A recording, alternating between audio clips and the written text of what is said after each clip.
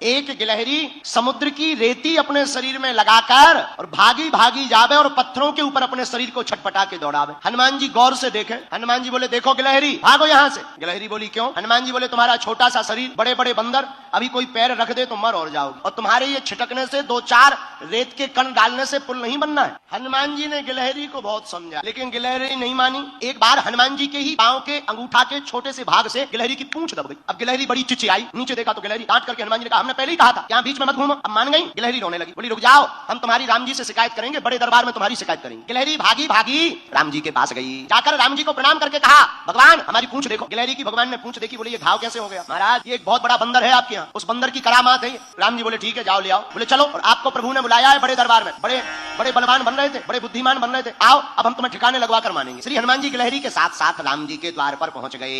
राम जी को प्रणाम किया, पर हनुमान जी ने गिलहरी से पूछा एक बात बताओ, तुम्हारे रेत के कण डालने से समुद्र का पुल बनना नहीं है, फिर भी तुम इतनी परेशान क्यों हो रही? राम जी बोले बात तो सही है, बताओ गिलहरी। गिलहरी हाथ दोनों जोड़कर बोली राम जी हमें पता है कि हमारे कारण से पुल नहीं बनना है, लेकिन इन बांदरों ने बंदरों ने आपकी इस सेना ने बड़े बड़े पत्थर ला करके पुल बना दिया। राम जी बड़े बड़े पत्थर लगे हैं, आपके चरण बड़े कोमल हैं, पत्थर है उबड़ खाबड़, रखोगे कहीं चोट लग जाए, आपके चरणों से खून बहने लगे, तो ये बनते तो बड़े बुद्धिमान है तुम्हारे हनुमान जी, पर इन्हें ज्ञान एक रत्ती का नहीं। हम छोटे जरूर हैं पर हमें ज्ञान ठीक ठाक। राम जी बोले क्या ज्ञान है? बोले ये तुम्हारे बड़े बड़े बंदर बड़ी बड़ी सिलाएं लगा रहे, पर आपके चरण बड़े कोमल है, आप चलोगे तो कहीं पत्थर लग जाएगा, तो हम रेती जाकर के रेती उन पत्थरों की दरार में भरते हैं ताकि आपके चरणों में कोई चोट ना लग जाए। हनुमान जी को सुनकर आंखों से आंसू आ गए। अरे धन्य हो गिलहरी, आप धन्य हो, आपका भाव धन्य है। राम जी ने गिलहरी को अपनी हाथ में लिया, पूंछ के ऊपर हाथ रखा तो जो उसका दुख था, करुणावान करुणा निधान श्री रघुनाथ जी के हाथ रखते ही उस पूंछ का घाव ठीक हो गया और गिलहरी प्रसन्न हो गई। राम जी अपनी 3 अंगुलियां गिलहरी के ऊपर फिराए। जब राम जी ने अपनी 3 अंगुलियां गिलहरी के ऊपर फिराई, वही 3 अंगुल के निशान आज भी गिलहरी के ऊपर है।